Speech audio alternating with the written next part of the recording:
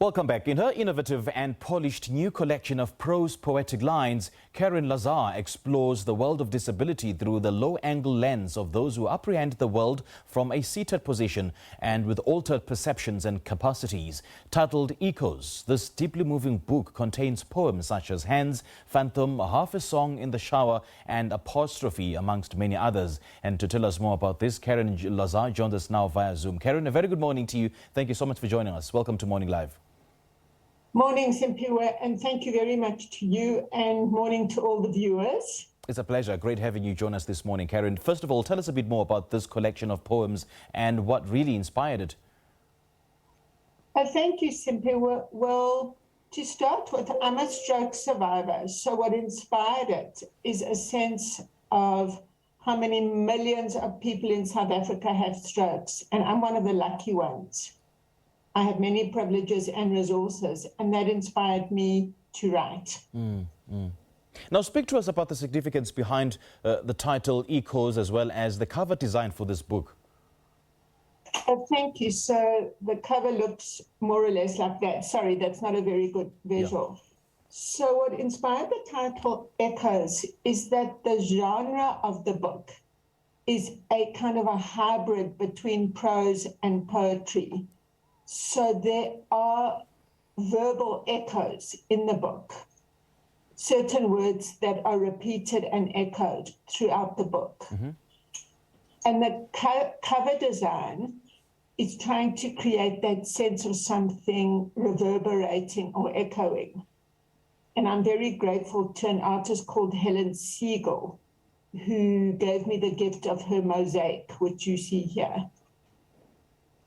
And this collection is segmented into three parts, namely the cranial echoes, Joburg echoes, and cyber echoes. Now, Karen, tell us more about this and why it was so important for you to structure it this way. Thanks, Simpiwe. That's a great question. I think the reason it's structured that way is to reflect a kind of chronology in my own journey as a stroke survivor. Cranial echoes, that's to do with what goes on in the cranium, in the mysterious territory of the brain. And that's to do with the acute occurrence of disability for those who might have been previously abled, such as I was until I was 38 years old. And then the second section, Joburg Echoes, is more the phase of adaptation. What is Joburg like when you come back into it as a Joburger in a wheelchair? So that's one of the concerns. And then the last one is called Cyber Echoes, which is just some light insights on disability from the point of view of social media and how that operates for disabled people. Yeah. For example, dating sites. And a huge chunk of this collection, I understand, is expressed in the cranial echoes part of the book. Tell us more about this, Karen, and also you may want to touch on some of the poems contained in this in this book. Right. Thanks, Simpiwe. So in cranial echoes, I've been trying to look at not only my own disability as a stroke survivor, but at some others. So, for instance, I've got a section on a phantom limb and on a little chap called Samora. Simpiwe, do we have time for me to read anything? But just briefly, Karen. Briefly, okay, this one's called Line of Succession. Your ward neighbor's sister has just had a baby. She brings him and his clean, milky scent along on every hospital visit. She's generous with him and he's passed around the ward like an empty letter. Generous, milky scent. The baby's name is Samora, in memory of another neighbor shot down by history's demons. And so the ward starts calling this small person Mr. President. Is Mr. President visiting today? Mr. President needs a new nappy. So that's quite a light one, showing how hospitals become a community. And you know, Karen, what fascinates me is that you You have so beautifully crafted the poems in this book to interpolate the reader as well as the secondary or the co-narrator. Now, unpack the reasons behind this aspect of the book.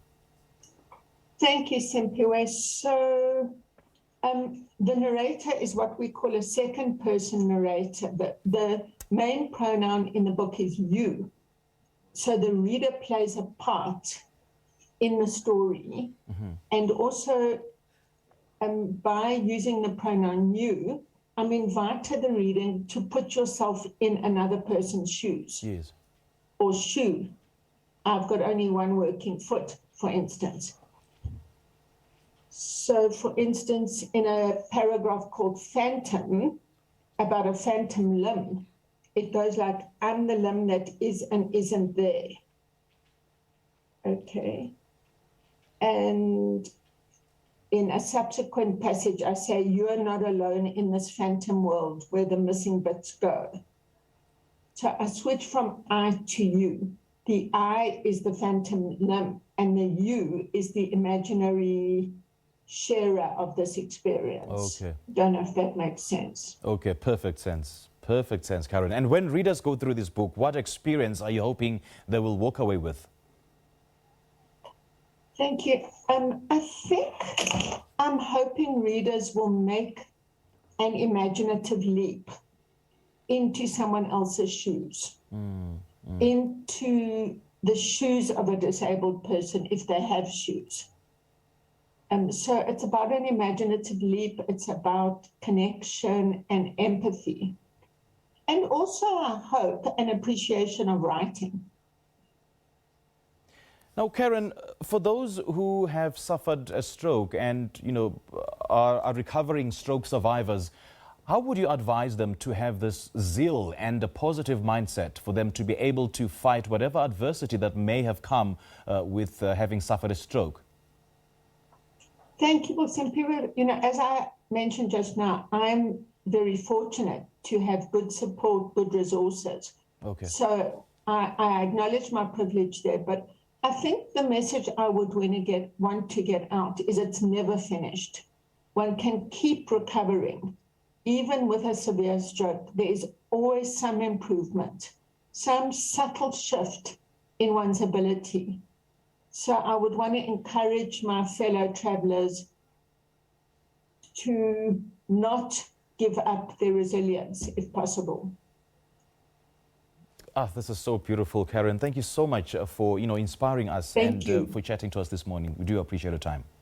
Thank you so much, Simpiwe. Thanks for having me. Conversation I've just had there with writer and lecturer of English and professional literacy, Karen Lazar. I mean, we've been speaking to her about the latest collection of poetry titled Echoes.